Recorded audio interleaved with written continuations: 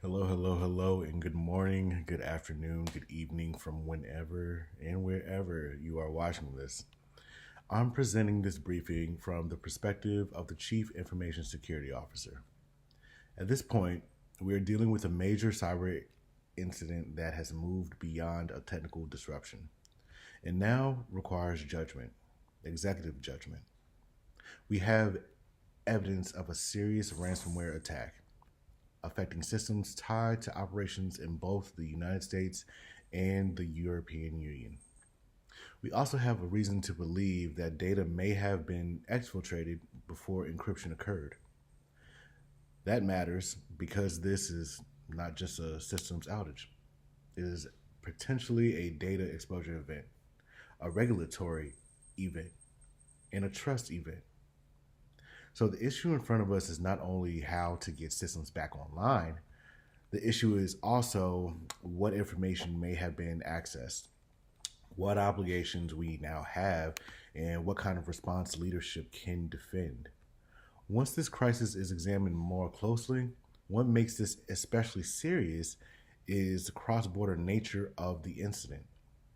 Once the cyber attack affects multiple regions, the complexity increases immediately.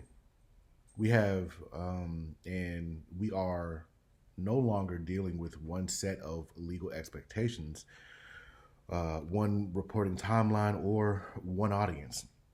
We are dealing with different jurisdictions, different stakeholders, and different consequences depending on where systems and data were affected.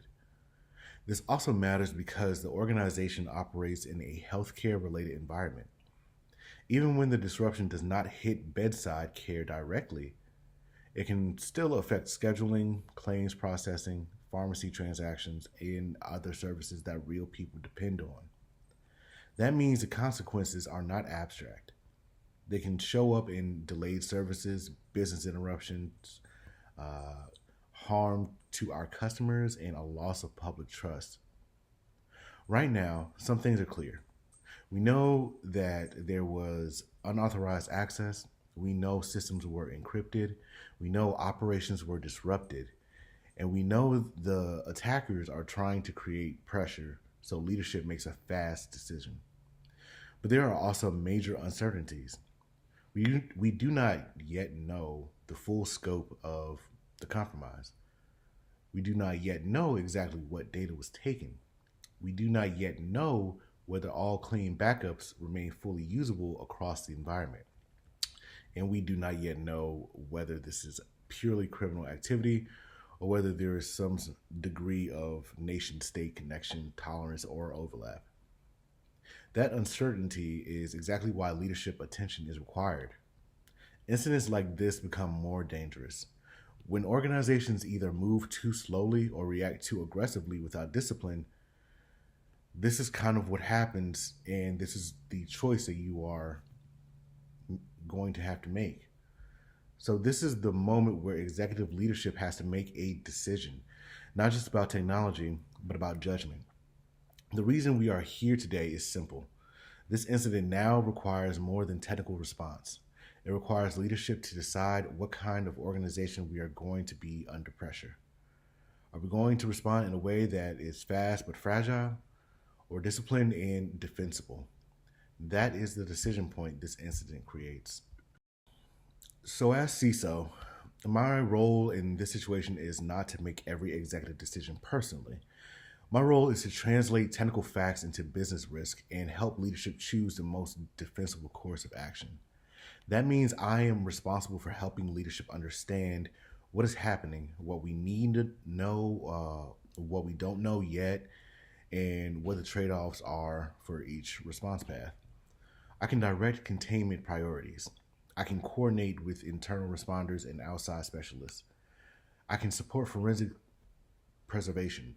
I can recommend recovery sequencing, and I can help shape communication based on all of the evidence and operational reality. But it is also important to be clear about the limits of my authority. I do not act alone on ransom payment decisions. I do not make the final legal determination. I do not unilaterally decide public attribution. Those choices require coordination with executive leadership, general counsel, privacy leaders, and in some cases, board level oversight. So the question before leadership is not simply how do we fix the systems? The bigger question is this: how do we respond in a way that restores operations while also protecting the organization from avoidable legal, ethical, and strategic mistakes? That is the decision frame I want to keep in front of leadership. In cyber incidents, there are often enormous pressure to focus only on speed. And speed does matter, but speed by itself is not the same thing as sound judgment. A fast decision is only useful if it is also lawful, credible, and sustainable. In moments like this, organizations often fall into one of these three traps. The first is overreaction. They escalate too quickly, speak too confidently, or take actions before any of the evidence supports them. The second is underreaction. They wait too long, delay coordination, or avoid difficult decisions in the hope that the problem becomes smaller. The third is the most tempting one. They reach for the quickest looking solution because it feels decisive under pressure. My responsibility is to help leadership avoid all three. I'm here to keep this from becoming a panic driven response. I'm here to make sure the organization does not confuse urgency with recklessness or confusion with caution. So, the actual decision leadership must make is this: do we pursue a disciplined recovery path that may be harder in the short term but is stronger when judged over time? Or do we take a shortcut that may look practical in the moment but carries more uncertainty and more risk once the consequences unfold? That is why this briefing matters. This is not just a technical status update. This is a decision briefing, and the decision is about how to respond under pressure in a way that protects the organization not only today, but when regulators, customers, partners, and the public later evaluate how leadership handled this crisis. So, at a high level, leadership has two realistic response options. Neither one is painless, neither one is risk free. The real issue is which option creates the more defensible position once we consider operations, laws, ethics, and public trust together. The first option is a controlled containment and recovery strategy. Under this approach, we isolate affected systems, preserve all of the evidence we get from those systems, verify the integrity of backups, restore the most critical operations first, coordinate closely with legal counsel and law enforcement, and move forward with phased notice and communication as facts become clearer. Under this path, we do not pay the ransom at this stage. The strength of this option is that it keeps us focused on recovery steps we can manage and verify. It gives the organization more control over its own response. It also keeps us on stronger legal ground because we are not rushing into a payment decision with incomplete information about the actor, the jurisdictional consequences, and the downstream implications. There is an ethical advantage to this option. It avoids reinforcing the criminal business model behind the attack. It avoids signaling that pressure and disruption are effective ways to extract payment from this organization. And it shows that leadership is responding with discipline, not panic. Now, the weakness of this option is important too. It may take longer. Disruption may continue. Stakeholders may become frustrated, and even if we refuse to pay, the attackers may still leak stolen data. So this option is not the easy option. It is the stronger option in principle, but it comes with visible short-term pain. The second option is to negotiate through a specialist and consider ransom payment if the business disruption becomes too severe. I want to be fair to this option because executives are often drawn to it for understandable reasons. If systems are down, pressure is rising, and customers or partners are demanding answers, then payment can appear to offer the shortest route back to stability. That is why this option is tempting. It gives the appearance of speed.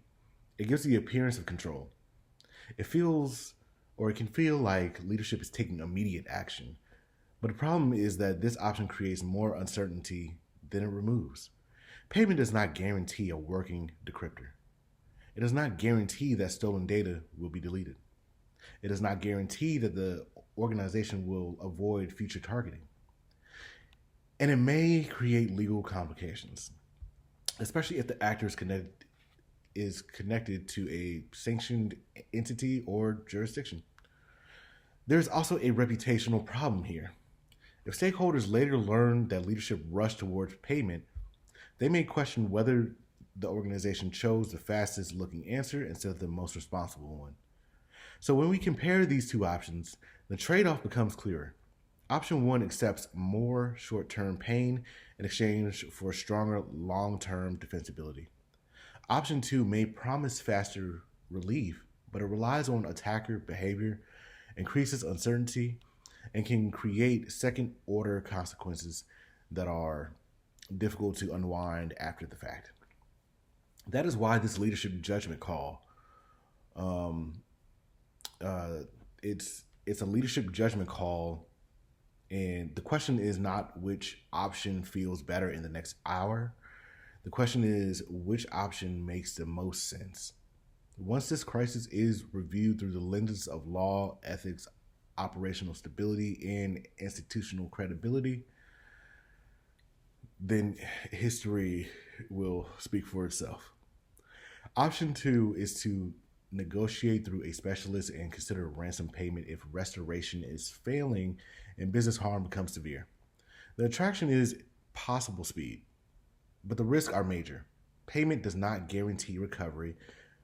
It may not stop data leakage and could create sanctions or reputational exposure, which would reward criminal markets that we are trying to deter. And my recommendation is that leadership choose option one. That means controlled containment, restoration through verified recovery processes, coordinated legal and regulatory response, and no ransom payment at this stage. I'm recommending this path because it is the most defensible when we evaluate the entire problem rather than just immediate pressure. Operationally, it keeps us focused on actions we can verify and manage. Legally, it reduces the chance that we create a second crisis through a rush payment decision. And ethically, it avoids strengthening the criminal model that created the situation in the first place. And from a governance perspective, it shows this organization responds to pressure with discipline rather than panic. I want to be very direct about something important. This recommendation does involve accepting a serious risk. The major risk is I am knowingly accepting is that disruption may last longer and that some stolen data may still be released publicly, even if we refuse to pay. That is a real consequence. It is not minor, and I do not want to minimize it for leadership. But I'm still recommending this course because the alternative does not actually remove uncertainty. Payment may feel like action, but it is not reliable action. It shifts our dependency from our own recovery process to the promises of a criminal actor. That is not a strong basis for executive decision making.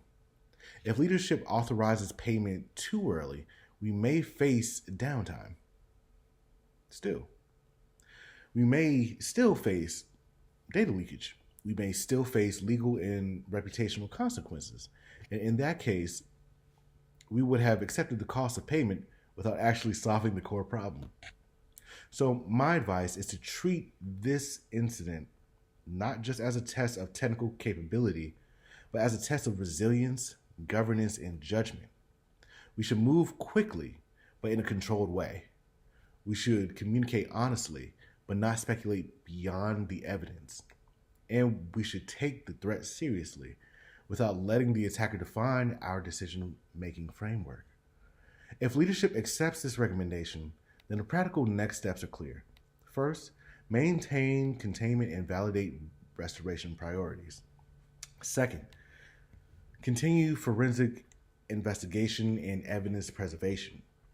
Third, coordinate legal, regulatory, and stakeholder notice and phases as facts are confirmed. And fourth, Maintain disciplined executive communication so that stakeholders understand that leadership is acting deliberately, not passively. To close, this is a difficult decision. There are no perfect outcome available. But the question is not whether the choice is difficult. The question is which choice leadership will be able to defend after the immediate pressure has passed. My recommendation is option one because it is a course most consistent with responsible leadership, credible governance, and long-term organizational trust. Thank you for attending this briefing.